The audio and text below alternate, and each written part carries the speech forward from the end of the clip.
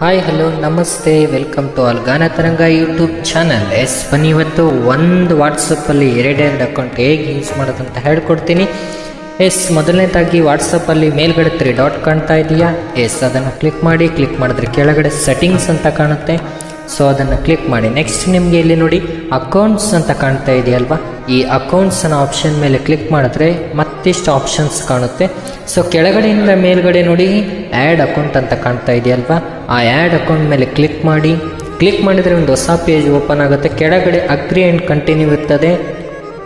ಆ agri and continue ನೀವು click ಮಾಡಿಬಿಟ್ಟು ಮೇಲ್ಗಡೆ ನಿಮ್ಮ ಮೊಬೈಲ್ ನಂಬರ್ನ ಎಂಟ್ರಿ ಮಾಡಿ, ಯಾವುದು ಇನ್ನೊಂದು ಕ್ರಿಯೇಟ್ ಮಾಡಬೇಕಂತಿದ್ದೀರಾ ಅದನ್ನು ಎಂಟ್ರಿ ಮಾಡಿಬಿಟ್ಟು ನೆಕ್ಸ್ಟ್ ಒತ್ತಿ ಒಂದು OTP ವೆರಿಫಿಕೇಷನ್ ಕೋಡ್ ಬರುತ್ತೆ, ಅದನ್ನು ಹಾಕಿಬಿಟ್ಟು ನಂತರ ಪ್ರೊಸೆಸ್ ಆಗುತ್ತೆ, ಲಾಗಿನ್ ಆಗುತ್ತೆ. ನೆಕ್ಸ್ಟ್ ಒತ್ಬಿಟ್ಟು ನಿಮ್ಮ ಫೋಟೋಸ್ ಅದು ಇದು ಸೆಟ್ ಮಾಡ್ಕೊಳ್ಳಿ. ನೋಡ್ತಾ ಇರಿ, ಅಕೌಂಟ್ ಲಾಗಿನ್ ಆಗಿದೆ. ಓಕೆನಾ? ಅಕೌಂಟ್ ಲಾಗಿನ್ ಆಗಿ ತೋರಿಸ್ದೆ.